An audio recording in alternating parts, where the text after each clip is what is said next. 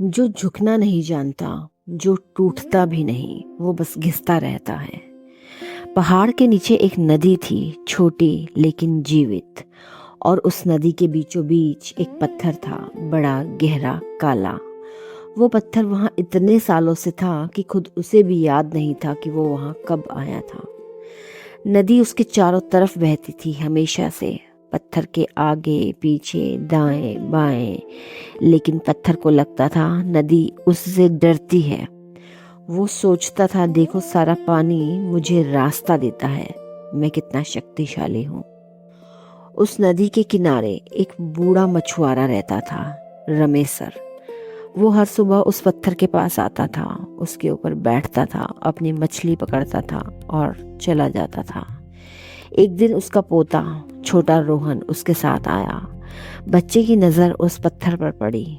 बाबा, यह पत्थर इतना चिकना क्यों है, जैसे किसी ने रगड़ रगड़ कर साफ किया हो। रमेसर ने पानी की तरफ देखा, थोड़ी देर चुप रहा। नदी ने किया है बेटा, सालों से, हर रोज हर पल। पत्थर को भी पता ही नहीं चला।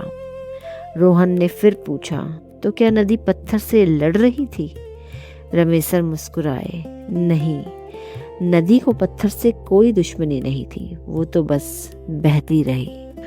उस नदी के किनारे कभी कभी एक और इंसान भी आता था। उसका नाम था विक्रम। 40 साल का, शहर में एक छोटी सी कंपनी चलाता था। तेज था, महत्वाकांक्षी भी, और इस बात का उसे पूरा पता था। विक्रम को हमेशा लगता था कि दुनिया उसके इर्द गिर्द घूमती है। उसके फैसले सही होते हैं, उसके तरीके बेहतर होते हैं। जो उससे असहमत होता वो या तो बेवकूफ था या ईर्ष्यालु। उसके जीवन में नदियां थी, पत्नी, दोस्त, साथी, जो उसके आसपास बहते रहती थी। और विक्रम सोचता था वो उससे डरती हैं, रास्ता देती हैं, मानती है उसे। वो नहीं देख पाता था कि वो बहती रही हैं, चुपचाप उसे घिसती रही हैं। एक दिन बारिश बहुत तेज हुई, नदी का पानी बढ़ा, पत्थर आधा डूब गया। पहली बार पत्थर के ऊपर से पानी बहा। पहली बार पत्थर को एहसास हुआ कि नदी उसके चारों तरफ नहीं, उसके ऊपर से भी जा सकती है। और उसी साल विक्रम की कंपनी में सब कुछ एक साथ टूटा। उसका सबसे पुराना साथी, जिसके साथ उसने कंपनी बनाई थी, चला गया बिना कुछ कहे। बस एक चिट्ठी छोड़ गया जिसमें लिखा था, विक्रम, तुम्हारे साथ काम करना बंद करना मेरी हार नहीं है, ये मेरी थकान है। तुम कभी सुनते नहीं, हमेशा सही रहते हो। एक दिन समझोगे कि अकेले सही रहना अकेले रहना है। विक्रम ने चिट्ठी पढ़ी, सोचा वो नहीं समझा मुझे, लेकिन रात को नींद नहीं आई। विक्रम उस नदी के किनारे आया। शायद पहली बार वो यहाँ किसी काम से नहीं आया था, बस आया था। उसने उस बड़े पत्थर को देखा, उसके ऊपर हाथ फेरा। वो चिकना था, बहुत चिकना। रमेसर पास में था। विक्रम ने पूछा, यह पत्थर इतना घिस गया है, क्या ये कमजोर हो गया है?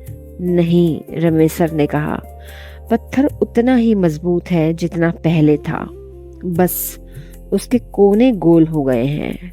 कोने जो नुकीले थे, जो पानी को रोकते थे, जो मछलियों को घाव देते थे, वो अब नहीं है। विक्रम चुप हो गया। वो शब्द, कोने जो नुकीले थे, कहीं अंदर जाकर ठहर गए। उसे याद आया कितने लोग उससे दूर चले गए थे, कितने रिश्ते थे जो धीरे धीरे बिना शोर के बस बह गए थे। और वो हर बार सोचता रहा वो लोग गलत थे।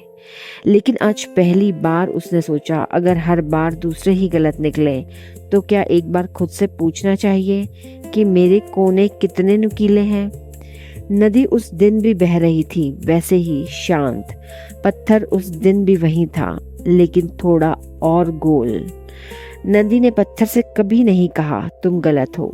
नदी बस बहती रही और पत्थर बदलता रहा, उसे पता भी नहीं चला।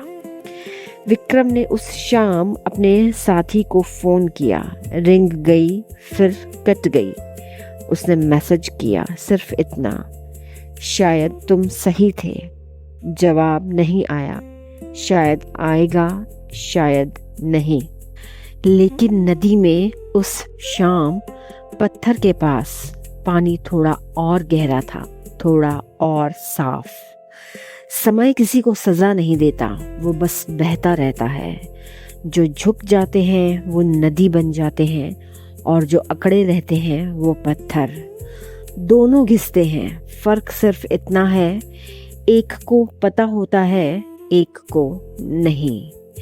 ये कहानी यहाँ खत्म होती है, लेकिन अगर चाहें तो आप एक पल रुकें और सोचें कि आपकी ज़िंदगी में नदी कौन है और पत्थर कौन। तो कैसी लगी आपको ये कहानी? आपके कमेंट्स का इंतज़ार रहेगा। धन्यवाद।